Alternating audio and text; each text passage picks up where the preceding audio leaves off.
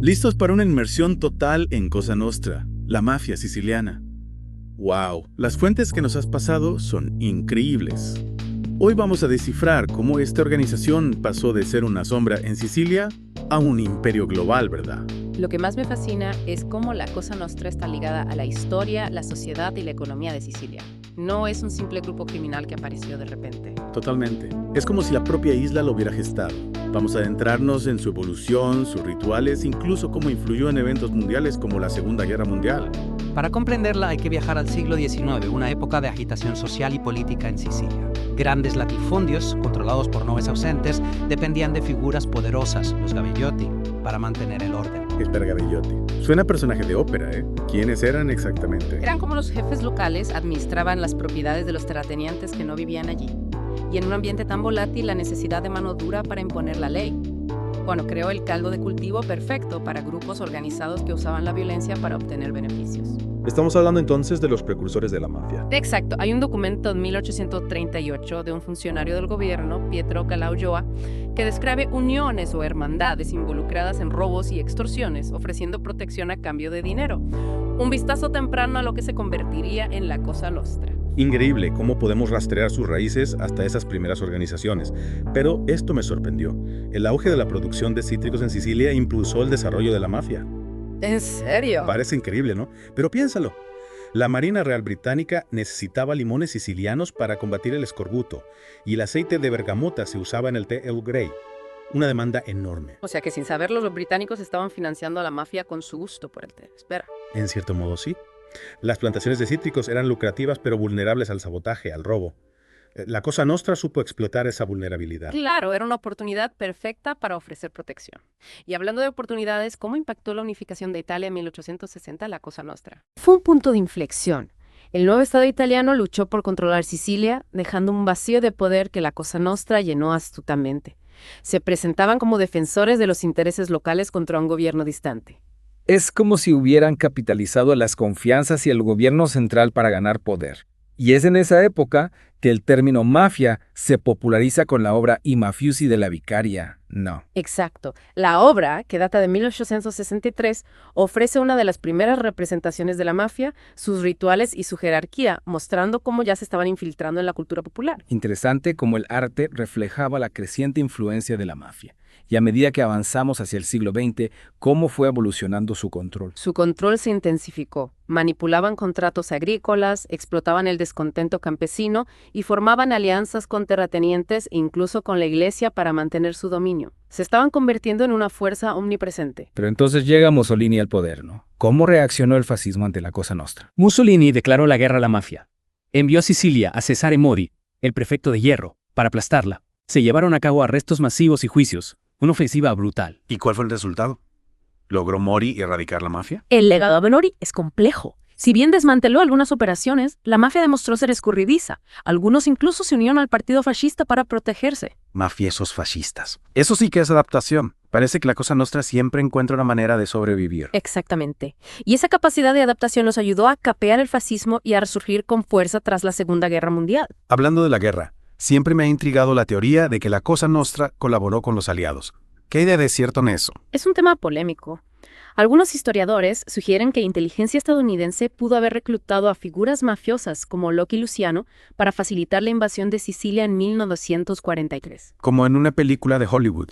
Pero hay pruebas sólidas que respalden esta teoría. Hay fuentes que la apoyan, mientras que otras la descartan como un mito. La verdad es que sigue siendo un debate histórico sin resolver. Otro misterio en la fascinante historia de la Cosa Nostra. Y después de la guerra, ¿cómo se adaptaron al nuevo panorama? La posguerra trajo consigo la reconstrucción y la oportunidad. La Cosa Nostra la aprovechó al máximo, particularmente en el sector de la construcción. Un ejemplo claro es el escándalo del saqueo de Palermo. Eso suena a corrupción a gran escala. ¿Qué pasó exactamente? Imagina Palermo en plena reconstrucción, con fondos destinados a levantar la ciudad de las ruinas. La Cosa Nostra, con su influencia en la política y los sindicatos, pues manipuló contratos y desvió recursos a sus bolsillos. Un festín de corrupción, ¿no? Y en medio de todo esto, ¿qué hay del famoso Capo di Tutti Capi? De verdad existió un jefe supremo que controlaba toda la Cosa Nostra. La idea del Capo di Tutti Capi es más un mito que una realidad comprobada. La Cosa Nostra no es una pirámide con un solo líder en la cima. Es más bien una red de familias con sus propios territorios e intereses. Entonces, más que un imperio monolítico, hablamos de una federación de familias mafiosas. Exacto. Cada familia tiene su propio don o jefe, y aunque existe una jerarquía y un código de conducta común, a menudo compiten entre sí por poder e influencia. Rivalidades, alianzas, traiciones. Suena un drama shakespeariano con toques de crimen organizado. Y para mantener el control dentro de cada familia, la Cosa Nostra ha desarrollado un sistema de rangos y roles muy específico. Como una empresa criminal, ¿no? Cada uno con su puesto y responsabilidades. Exacto. Desde el consigliere, que asesora al don, hasta el caporegime, que dirige un grupo de soldatis o soldados, cada miembro tiene su función. ¿Y cómo se convertía uno en soldato? Había algún tipo de prueba de acceso. Un examen de mafiosos. Más bien un ritual de iniciación y uno de los aspectos más oscuros y fascinantes de la mafia. Según testimonios de Pentiti, los que se arrepienten y colaboran con la justicia implicaban juramentos de silencio y lealtad, a menudo sellados con sangre. Algo como un pacto de sangre para garantizar la lealtad absoluta. Exacto. Tommaso Buscetta, uno de los Pentiti más famosos, describió la ceremonia. Al aspirante se le pinchaba un dedo, su sangre se derramaba sobre una imagen sagrada que luego se quemaba mientras se recitaban los juramentos. Escalofriante. ¿Y romper ese juramento, qué consecuencias tenía? La traición a la familia se pagaba con la muerte. El código de silencio, la omertà, es uno de los pilares de la Cosa Nostra. La omertà, ese muro de silencio que ha protegido a la mafia durante tanto tiempo. Efectivamente. La omertà ha sido un escudo protector permitiendo que sus actividades criminales se desarrollen con impunidad durante décadas. Volviendo a la estructura, mencionaste al caporegime y los soldatis. ¿Qué otros roles hay en una familia mafiosa? Además del don, el consigliere y el caporegime, tenemos al sotocapo, segundo al mando, al caseto, responsable de las finanzas, y al numerale, encargado de los territorios y a menudo actuando como sicario. Una estructura compleja, con roles especializados para cada faceta de su negocio criminal. Y esa organización les ha permitido adaptarse y sobrevivir a lo largo de la historia. A pesar de las campañas de represión, los juicios y las pérdidas, la Cosa Nostra siempre encuentra la manera de reinventarse. Como una hidra de 1000 cabezas, ¿no? Cortas una y aparecen 2 más. ¿Cuáles son las claves de esa resiliencia? ¿Cómo se las arreglan para mantener su poder durante tanto tiempo? Su arraigo en la sociedad siciliana es clave. Han tejido una red de complicidades, favores y lealtades que les permite operar con impunidad. Es como si la mafia fuera parte del tejido social de Sicilia, ¿no? En cierto modo, sí. Y no solo se basan en las relaciones. La Cosa Nostra ha utilizado la violencia y la intimidación para silenciar a sus oponentes. El miedo como herramienta de control. Un clásico de la mafia. Lamentablemente efectivo. Pero a pesar de su poder, la Cosa Nostra no ha estado exenta de desafíos. Figuras como los jueces Giovanni Falcone y Paolo Borsellino se atrevieron a desafiar a la mafia, pagando con sus vidas por su coraje. 2 héroes que se convirtieron en símbolos de la lucha contra la mafia. Sus sacrificios, junto con los de muchos otros, nos recuerdan que la batalla contra la Cosa Nostra debe librarse en todos los frentes. En los tribunales, en las calles, en las conciencias. Y para ganar esa batalla, necesitamos comprender a fondo a nuestro enemigo, sus métodos, sus debilidades, cómo lograron infiltrarse en las instituciones, cómo corrompieron al poder para su propio beneficio. Esa es una pregunta clave. La Cosa Nostra no se limita al crimen callejero. Siempre ha buscado el poder económico y político, utilizando la corrupción como herramienta para alcanzar sus objetivos. La historia de la Cosa Nostra está plagada de ejemplos de corrupción a gran escala.